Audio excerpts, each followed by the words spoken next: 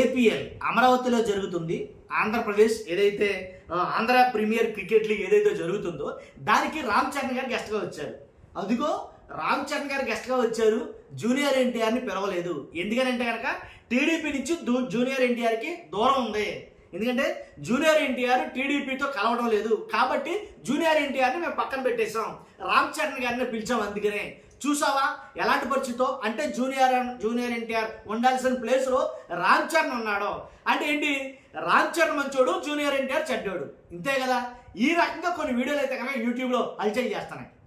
నేను ఒక వీడియో చూసా, చెప్పబడమే రాజనీతి అనుకుంటా ఆ ఛానల్ పేరు.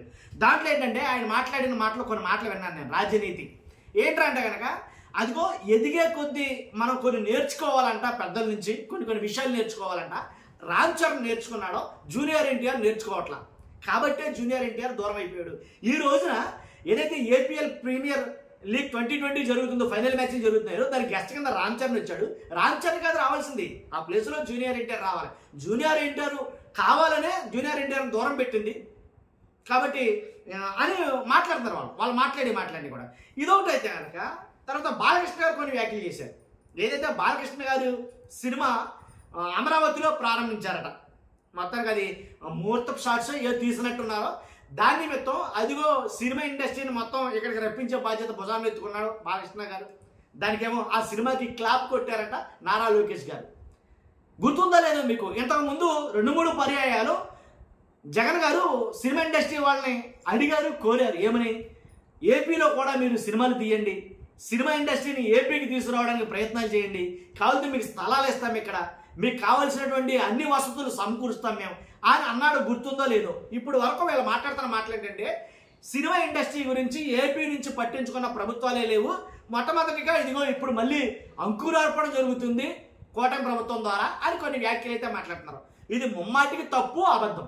ఎందుకంటే జగన్ గారు ఆల్రెడీ మాట్లాడారు, వాళ్ళతో కలిసి మాట్లాడిన మాటలు మరి ఎలా ఉంటారో ఏంటో తెలియదు కానీ ఆల్రెడీ మాట్లాడారు జగన్ గారు.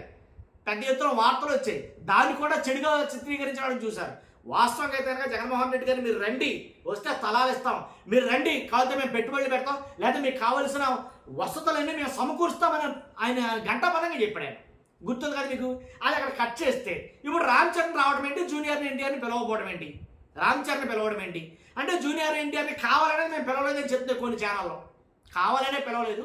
ఎందుకు రానంటే కనుక అదిగో జూనియర్ ఎన్టీఆర్ ఎప్పుడు కూడా విరోధంగానే ఉన్నాడు కూటమి ప్రభుత్వం అంటే మెయిన్గా టీడీపీ ప్రభుత్వానికి విరోధంగానే ఉన్నాడు. తన భువనేశ్వరి గారిని ఏమన్నా మాట్లాడలేదు, చంద్రబాబు నాయుడు గారిని ఏమన్నా మాట్లాడలేదు, ఏం మాట్లాడకుండా తనకు సంబంధం లేదు, తన వాళ్ళు కాదన్నట్టుకున్నాడు. అందుకే దూరం పెట్టారు, పక్కన పెట్టారు. లేకపోతే ఈ ప్లేస్లో ఎవరైతే గెస్ట్గా పిలిచారో రామ్ చరణ్ కాదు అసలు జూనియర్ ఎన్టీఆర్ని పిలవాలి గెస్ట్ కింద, కావాలనే పక్కకి గెంటేసాం జూనియర్ ఎన్టీఆర్ని, రామ్ చరణ్ అయితే కనుక తెర మీద తీసుకొచ్చాం అన్నట్టుగా మాట్లాడుతున్నారు.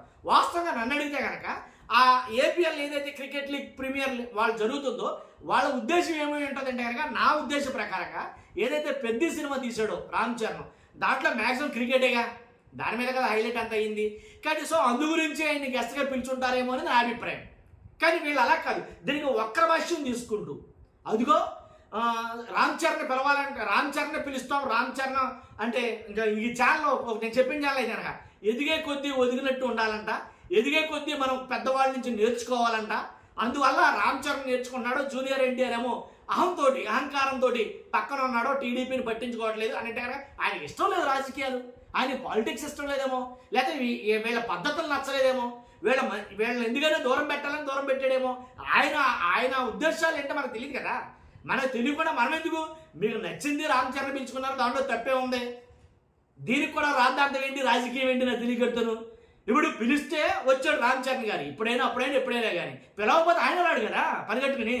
కానీ అదేదో మీరు ఆయన పిలిచారు, ఆయన వచ్చారు, ఆయన పిలవలేదు, ఆయన రాలా, అంతే తేడా. దీనికి రాజకీయం ఏంటి అంటే అదిగో ఇంకేముంది, ఇంకా ఇలాగా ఇటువంటి ఆహ్వానాలు అన్నింటికి కూడా జూనియర్ ఎన్టీఆర్ని దూరం చేసేసాం, జూనియర్ ఎన్టీఆర్కి ఏపీలో ఇక స్థానం లేదు, జూనియర్ ఎన్టీఆర్ని ఏపీ రానము అన్నట్టుగా మాట్లాడుతున్నారు. ఈ ఎక్కడ మాటలు నాకు అర్థం కాల.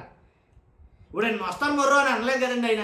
కాబట్టి ఆయన ఎందుకు అంటే కనుక ఆయనకు నచ్చని రాజకీయాలు ఏదో జరుగుతున్నాయేమో, కాబట్టి ఆ రాజకీయాలు నాకు సరిపడవనుకున్నాడు ఏంటో తెలియదు. అంతకుముందు ఇదే జూనియర్ ఎన్టీఆర్ వాళ్ళ క్యాంపెయిన్ చేసిన సందర్భాలు సంఘటనలు గుర్తున్నాయి మీకు, ఉండాలి. కాబట్టి అంటే ప్రతిదీ రాజకీయ కోణంలోను అంటే మేము ఇతన్ని పిలిచామా అతన్ని గెంటేసాం, ఇదా ఇదే రాజకీయం. కాబట్టి ఆ రకంగా అయితే మాట్లాడుకున్నారు చాలా రకాలుగా. దీని మీద చాలా వీడియోలు అయితే వస్తాయి, అందు గురించే మనం వీడియో చేస్తాం. నాకు తెలిసిన వాస్తవం అయితే ఇది. ఇప్పుడు రామ్ చరణ్ గారు పిలవడం వల్ల కారణం ఏంట్రా ఏపీఎల్ వాళ్ళు అంటే కనుక ఇదే. దాంట్లో రాజకీయ కోణం అయితే లేదని నేను అనుకున్నాను. దీనికి రాజకీయ కోణం చూపిస్తున్నారు వీడు. ఏంటంటే అదిగో అదే టీడీపీతో సఖ్యతగా ఉంటే, టీడీపీతో కలిసి ఉంటే కనుక, చంద్రబాబు నాయుడు గారితో కలిసి ఉండి నారా లోకేష్ గారితో బాగా మింగిలై ఉంటే కనుక ఆ రామ్ చరణ్ ప్లేస్లో జూనియర్ ఎన్టీఆర్ గారిని పిలుతుంది కదా. అంటే వాళ్ళతో సఖ్యత లేదు కాబట్టి, వాళ్ళతో పొరపచ్చులు వచ్చినాయి కాబట్టి తెగొట్టుకున్నాడు కాబట్టి ఆయన పిలవలా. పిలిస్తే ఎంత పిలవకపోతే అంటే ఎవరికి ఉంటే క్రెడిబిలిటీ వాళ్ళకు ఉంటుంది, దాంట్లో ఎలాంటి డౌట్ లేదు. కాబట్టి దీన్ని కూడా చిలువలు పలువులు చేసి, దీన్ని కూడా నాన్న రాద్ధాంతం చేసి వీడియో చేయడం అంటే అది ఎంతవరకు అర్థం నాకు అర్థం కాదు. పైగా ప్రముఖ జర్నలిస్టులు, పేరెన్నిక కన్నా జర్నలిస్టులు, దీంట్లో కూడా నా రాజకీయం. సరే లేదండి జరుగుతుంది. మీ అభిప్రాయం కామెంట్ రూపంలో తెలియజేయండి. ఫస్ట్ అయితే లైక్ చేయండి. Thank you.